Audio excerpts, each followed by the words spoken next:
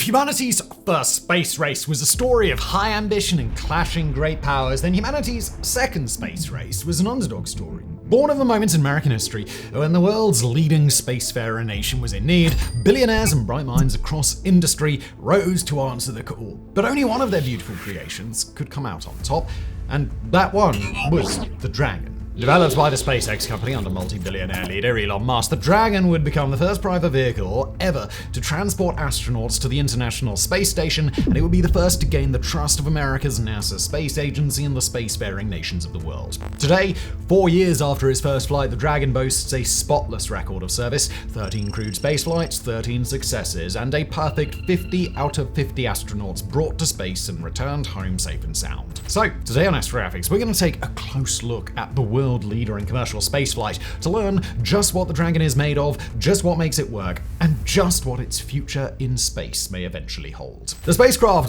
that would one day be named the Dragon capsule traces its history to the early 2000s in the aftermath of the February 2003 disaster of the Space Shuttle Columbia. Back in those days, America's space shuttle was its primary method of getting astronauts into space, with Russia's program at that time regarded as the only alternative, but the Columbia disaster was one final straw for a program that was already headed for retirement. The future of American spaceflight would have to happen by way of some other method, with some other vessel. But the waning years of the Space Shuttle program would show that another government-made spacecraft just wasn't on the cards. The financial crisis of 2008 and 2009 was enough to completely eliminate Americans' political appetite for that sort of expense. Not that there had exactly been much appetite beforehand. NASA's Constellation program, riding high on promises that humanity would return to the moon by 2020, would be shuttered. Its Orion spacecraft would be delayed and eventually rolled into the Artemis program of today, and NASA was forced to begin looking for other options. There was no easy answer to NASA's predicament, but no clear way to maintain the status quo for very long either. America would, in the short term, have to rely on Russia's space agency to get into orbit, an arrangement that came with a whole mess of complications, but NASA and the US government were not about to scrape together the money for an alternative.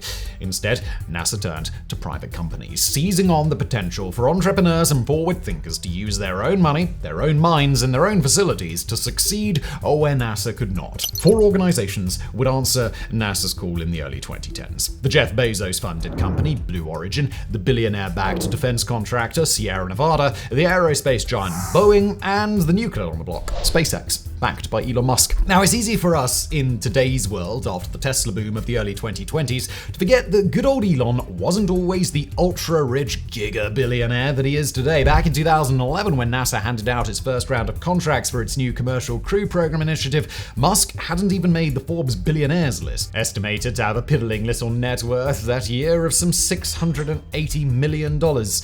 What a peasant. Back then, he was mostly known for his role in the early years of PayPal, and had spent years trying to get his small private space company, SpaceX, off the ground. By 2011, SpaceX had already launched its Falcon 1 rocket into orbit, a small lift launch vehicle that had, by then, become the first privately developed liquid fuel rocket to enter Earth's orbit. The company had narrowly dodged bankruptcy, secured a NASA contract of over $1 billion for a series of launches with its bigger Falcon 9 rocket, and even gotten involved with another space capsule initiative, NASA's Commercia Resupply Services program. So when it came time to discuss manned spaceflight, SpaceX already had proof of concept and a series of designs to go on. More precisely, they already had a Dragon. This earlier model spacecraft was the Dragon 1, a system that had already been in development with SpaceX since 2004. Designed exclusively for unmanned operations, the Dragon 1 was a partially reusable spacecraft comprising a nose cone, a fairly standard space capsule, and a cargo-carrying module that featured 2 onboard solar arrays. It was meant to perform resupply missions to the International Space Station,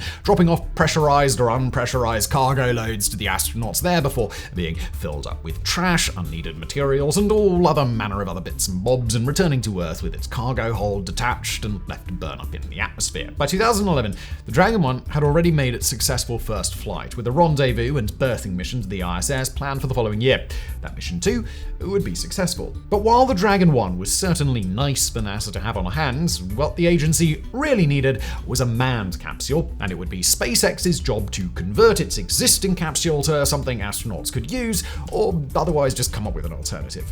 Before long, Blue Origin had left the four-company competition, and by 2014, Sierra Nevada had been pushed out as well. All the while, SpaceX was guzzling down a series of highly lucrative government contracts. $75 million in 2011, $440 in 2012, $2.6 billion in 2014. Both Boeing and SpaceX would be selected to produce commercial crew carriers, with the competition both offering real incentives to the company that could provide a product first and granting critical redundancy to NASA, who could, say, switch over to using SpaceX capsules only for a while if problems were discovered with the Boeing and vice versa. By the way, we've already published an entire episode on Boeing's half of this competition, its Starliner capsule, so go check that out if you'd like to learn more. Now, the prevailing wisdom on NASA's new project was that SpaceX was very much the underdog in this two-way race. Sure, the SpaceX craft could probably go to space eventually, but Boeing had advantages at its disposal that should have put SpaceX to shame.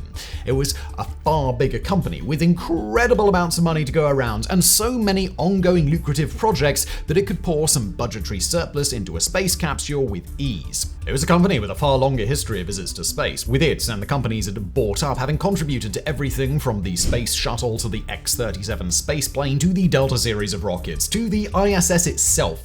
SpaceX, by contrast, was a tech wonderkind and a pack of engineers who'd recently upgraded from somebody's parents' garage. Perhaps not in a literal sense, but it certainly felt that way at the time. For years, Boeing executives would flex their anticipated ability to stay ahead of SpaceX, and they and Musk would engage in online sparring matches over who would be the first to reach Mars. Sounds very Elon Musk, doesn't it? The first two companies even had a prize waiting for them: a special American flag left aboard the ISS by the last astronaut crew that had gotten there via the space shuttle. But in the labs and factories of both companies, delays began to add up. After they were locked into a head-to-head competition in 2014, both Boeing and SpaceX would fall short of their initial objective, which had been to launch a first test flight by 2017. That, of course, was nothing new for a government contractor of any kind, and it was something that NASA had been tempering expectations around for years, emphasizing to the global press that a rush timeline would not come before crew safety. But the rush was still on. The geopolitical situation between the US and Russia had only gotten tougher to navigate now that Russia was grabbing up Ukrainian territory, and both NASA and the Obama administration alike were eager to break their dependency on the Roscosmos agency. And as deadlines got pushed back and later launch windows were explored, SpaceX began to pull away. In May of 2015, SpaceX beat Boeing in being the first company to test its onboard abort system, an escape measure that could fling its crewed capsule away from its rocket in the event of a disaster. In 2019, the new Dragon 2 capsule would beat the Boeing Starliner in taking its first uncrewed test mission, blasting off on March 2nd of that year and landing a week later with its life support system functioning perfectly. The years of development would not be perfect for SpaceX. In 2018, problems with the SpaceX Falcon 9 rockets, the same Block 5 model that the crew capsule would use, caused concerns about its safety for human astronauts, although those concerns were addressed. Later in 2019, one of the Dragon 2 capsules would explode during its static fire tests on account of a leak of nitrogen tetroxide into a helium line, damaging a valve that in turn caused an engine within the abort system to blow. But despite the troubles, SpaceX would conclusively win its long space race against Boeing on the 30th of May, 2020. Carrying a pair of American astronauts, the experienced Space Shuttle and FA-18 Super Hornet pilot Douglas Hurley and the Space Shuttle veteran and Doctor of Mechanical Engineering Bob Behnken, the Dragon space capsule achieved complete mission success, autonomously docking and undocking with the ISS and even extending its mission by several weeks. As one of the astronauts, Bob Behnken said, in part when describing the experience, quoting here, "Dragon was huffing and puffing all the way into orbit, and we were definitely driving and riding a Dragon all the way up. And in comparison to the Space Shuttle, quote, a little bit less G's, a little bit more alive is probably the best way I would describe it." The Dragon 2, also known as the Crew Dragon and initially referred to as the Dragon Rider, is a traditional conical space capsule, measuring a diameter of 4 meters or 13 feet at the base and rising to a height when sitting on its wide end of 8.1 meters or 27 feet. With sides leaning inwards at a 15-degree angle, the capsule is relatively spacious with room for 7 crew members in a squeeze, but typically flying a complement of 4. It features a payload capacity of 3,300 kilograms or 7,300 pounds when traveling to the ISS, or 6,000 kilograms or 1,300 £17,000 when carrying payloads for other missions in orbit. It's designed to operate in free flight for 10 days and can remain docked to the ISS for 210 days, or about 7 months. 6 Crew Dragon capsules are currently in existence, with 1 more on order and slated to enter service soon. The Crew Dragon capsule itself is powered in space by no fewer than 18 small thrusters known as the Draco, a liquid rocket design that can propel the capsule through precision, multi-directional maneuvers in the vacuum of space. Each one generates 400 newtons of thrust, basically similar to the engines used for the Apollo lunar modules, and they're positioned to be able to move and pivot the Crew Dragon in 3 dimensions. Also on hand during launch are 8 Super Draco engines, each of them many times more powerful than the standard Draco at a sea level thrust of 71 kilonewtons or 71,000 newtons. Each featuring a burn time of 25 seconds, the 8 Super Dracos form a launch escape vehicle, an emergency measure to help the crew abort mission in the event of a launch emergency by literally pulling the capsule up and off of the rocket that it sat on top of. Luckily, the Super Draco has never had to fulfill that particular function, but if it did, the space capsule's cargo trunk is fitted with fins to help guide the whole apparatus safely to the ground. And speaking of the Crew Dragon's launch vehicle, it rides to orbit on the back of the Falcon 9 rocket, specifically its Block 5 version. A 2-stage rocket, the Falcon 9's first stage is powered by 9 Merlin 1D rocket engines, providing a cumulative thrust of 7.6 meganewtons, while its second stage is powered by a single Merlin vacuum engine providing over 900 kilonewtons of thrust. Clocking in at nearly 70 meters tall, that's 229 feet, the Falcon 9 can carry a full 17,500 kilograms of payload to low Earth orbit, where the Crew Dragon operates. That's nearly 39,000 pounds of payload. Across its service life, hauling a myriad of cargo to orbit, the Falcon 9 has notched 298 total launches at the time of writing, with only 1 launch failure to date. Although the Crew Dragon flies with an expendable trunk to carry cargo,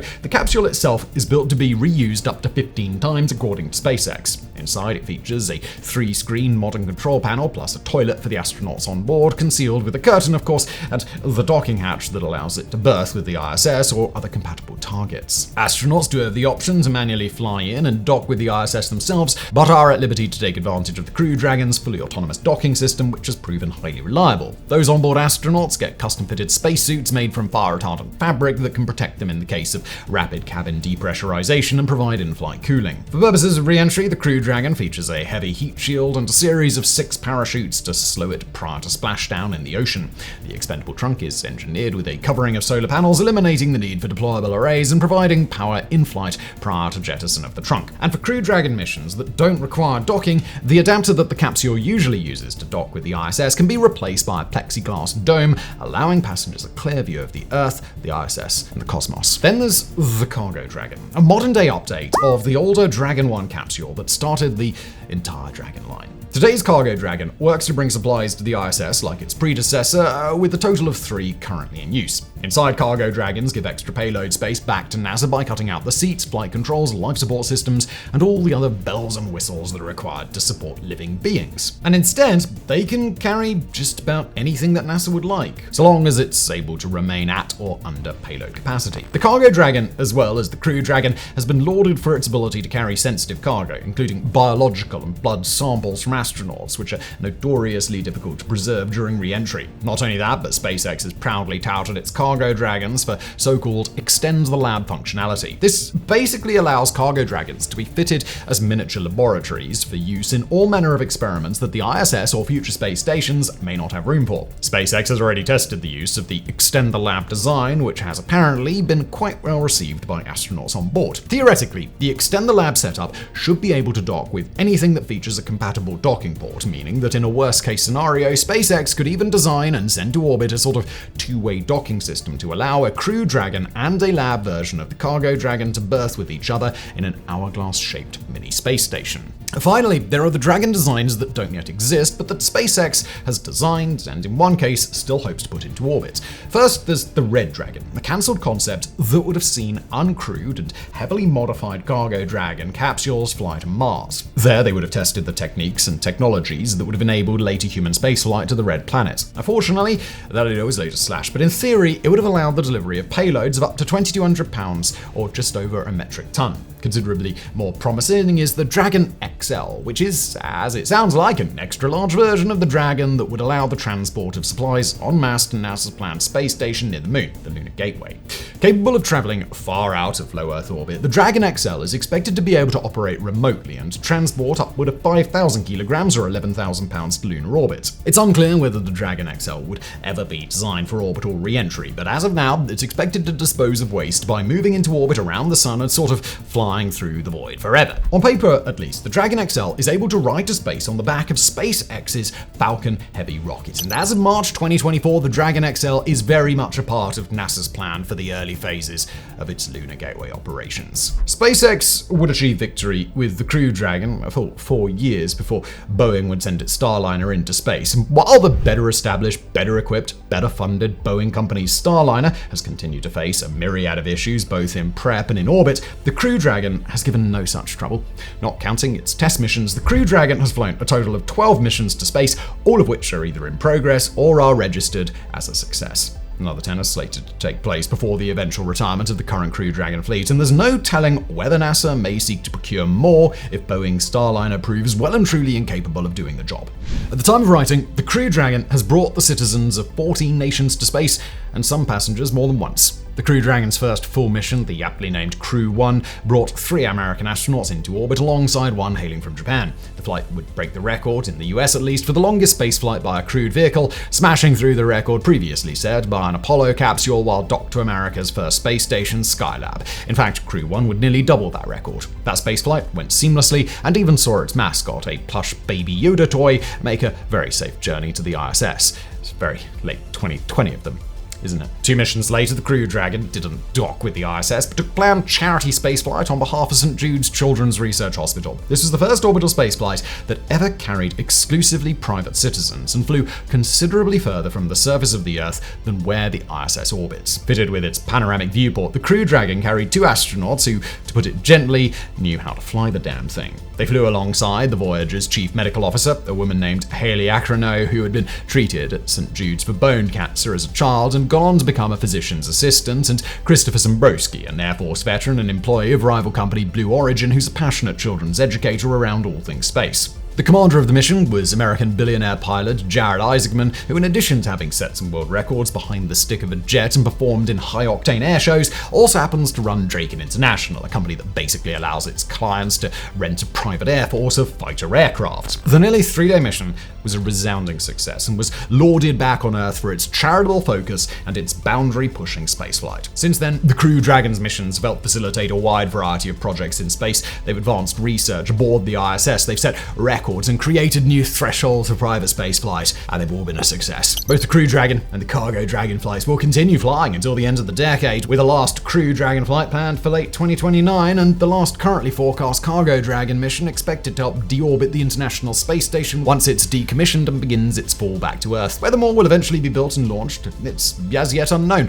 but for now, it appears that the task of traveling to future US and international space stations will fall to a successor craft. But for the Dragon capsule, whatever comes after simply won't matter much. The Dragon continues to achieve its mission each day, but in a broader sense, it's already proven itself to be a resounding and an enduring success. With the Dragon and with SpaceX, NASA has proven that American entrepreneurship can pave the way for American spaceflight. For NASA, the whole endeavor has been cheaper and easier than any other reusable spacecraft in its history, at a lower per-seat cost adjusted for inflation than any crewed vessel NASA has ever put into orbit. It's proven that working in parallel with private industry is a winning strategy, a lesson that NASA now extends to its lunar program and a range of other endeavors in space. And now, NASA has a highly reliable private partner, and one whose success has inspired a range of other companies to either try and compete or go off in their own directions to explore other visionary ideas. No matter which way you spin it, the Dragon has been an unequivocal success. And so long as everything goes as it's been going, that's precisely how it'll go down in history.